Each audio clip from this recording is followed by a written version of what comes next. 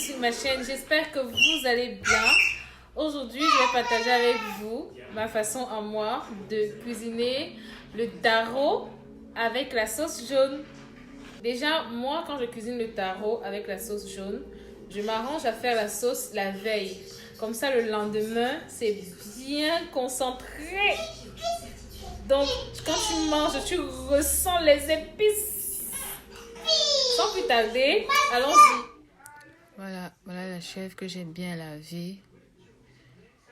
J'ai lavé déjà, donc je vais mettre des oignons, l'ail, le gingembre, le blanc de poireau, le céleri. Voilà, je vais mixer tout ça.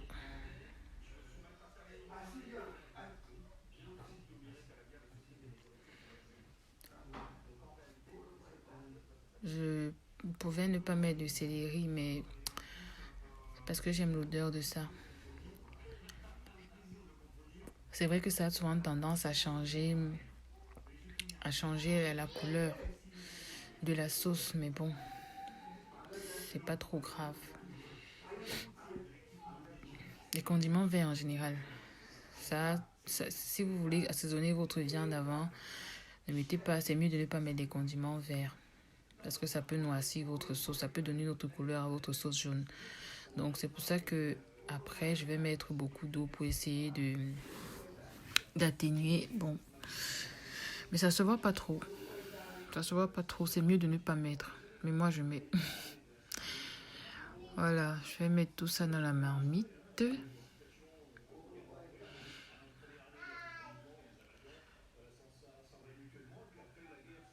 Les condiments sont bien verts. Et après, quand ça cuit, ça a souvent tendance à noircir. Voilà. Je rajoute les feuilles de gingembre. Je rajoute les herbes de Provence.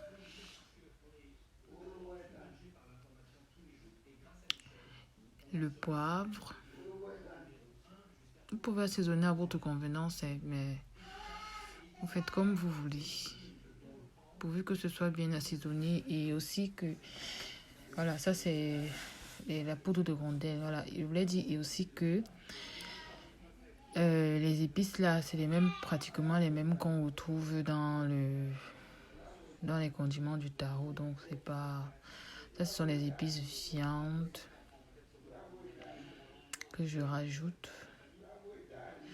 Et du sel. On met du sel, voilà. Et on met 2 cubes d'assaisonnement.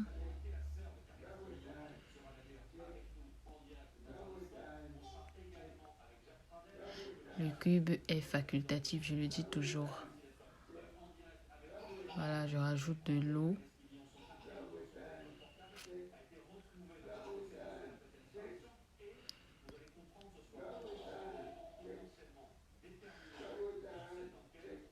Voilà, on goûte pour voir si l'assaisonnement est top. Maintenant, on recouvre et on va mettre au feu pour 20 minutes. Maintenant, c'est bon, c'est prêt. Voilà, la viande qui est déjà prête. Je vais goûter un peu. Ouh. Le ndok. Voilà, là, j'ai le sel gemme que j'ai trempé. Et là, ce sont les épices pour le taro. On va en déjà mélanger, donc besoin de se prendre la tête. Et là, c'est le bouillon de viande. Là, c'est l'huile de palme avec laquelle je vais faire la sauce. Et du sel. Voilà, le récipient dans lequel je vais faire la sauce, sans oublier de l'eau chaude. Pour moi, j'utilise l'eau chaude parce que je trouve que c'est mieux. Après, vous pouvez mettre de l'eau froide, ça dépend. Je vais faire chauffer une bonne quantité d'huile parce que quand il y a plus d'huile, la sauce pèse. Quand on met bien l'huile dans la sauce jaune, après quand c'est bien opposé là, ça pèse en fait. C'est pour ça qu'il faut bien mettre l'huile. Maintenant que l'huile a chauffé, je vais utiliser mon mixeur en manche pour mixer tout ça. Je vais commencer par le sel germe.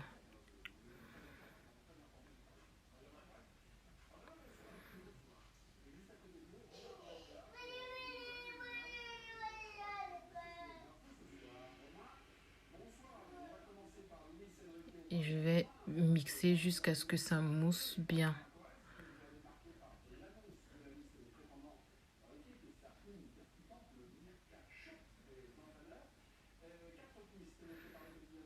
Il faut vraiment mixer. N'hésitez pas à bien mixer. Ou bien faire à l'ancienne avec comme nos mamans font là, non? Dans les cuvettes avec l'assiette, on balance là. Mais moi, je préfère mixer comme ça.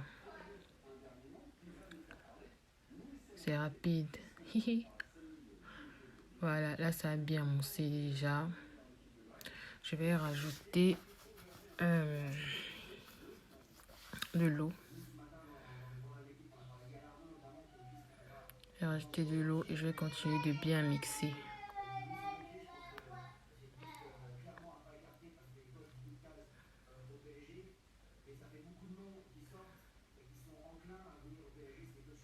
Voilà, maintenant je rajoute le bouillon de viande.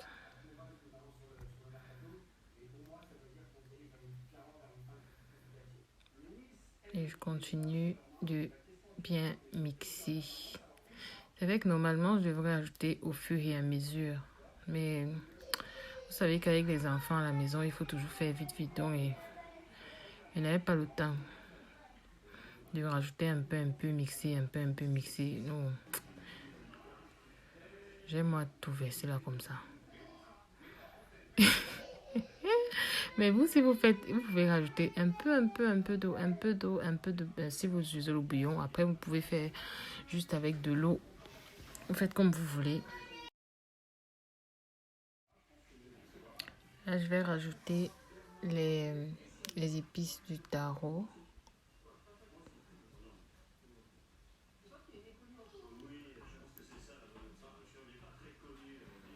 Ça vient en poudre. Maintenant, il faut juste tremper. Et comme j'ai trempé là, voilà, maintenant je mixe encore et encore, toujours bien mixer.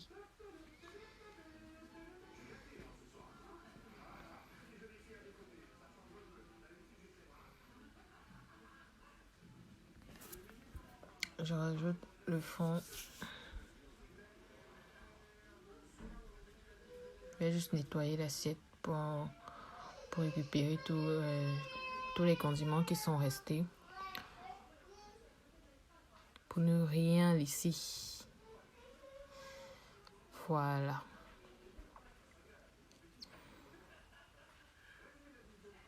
Je continue de mixer un peu et je rajoute du sel.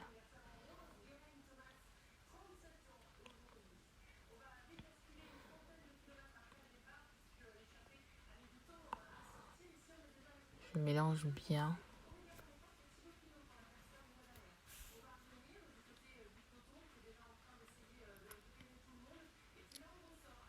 Et je goûte.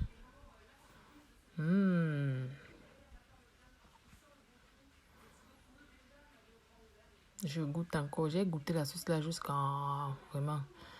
Voilà la sauce que je vais maintenant laisser reposer.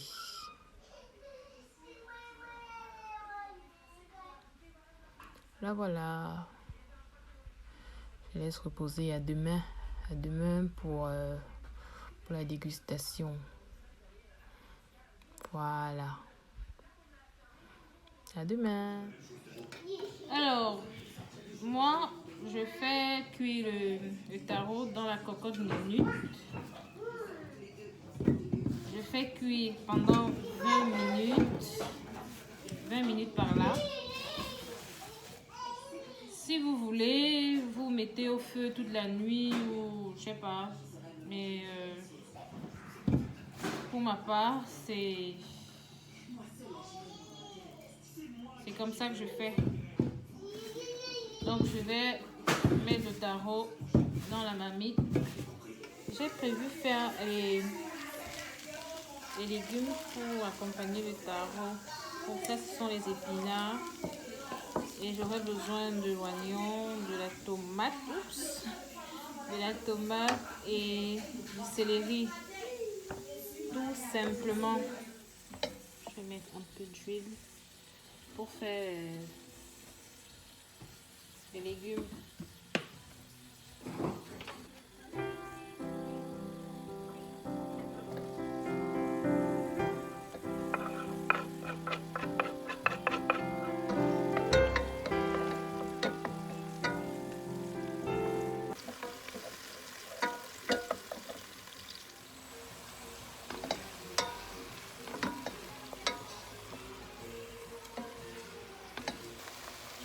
Du sel.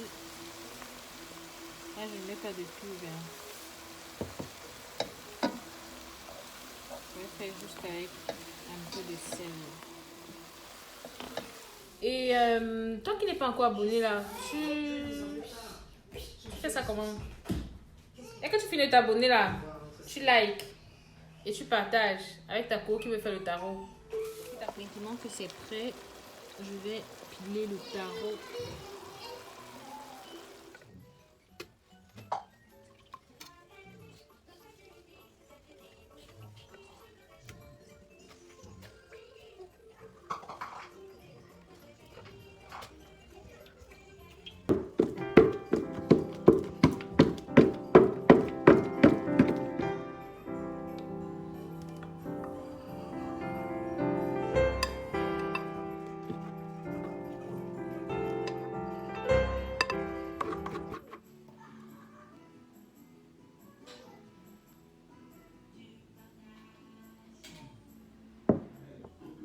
Voilà le résultat de notre plat de ce jour.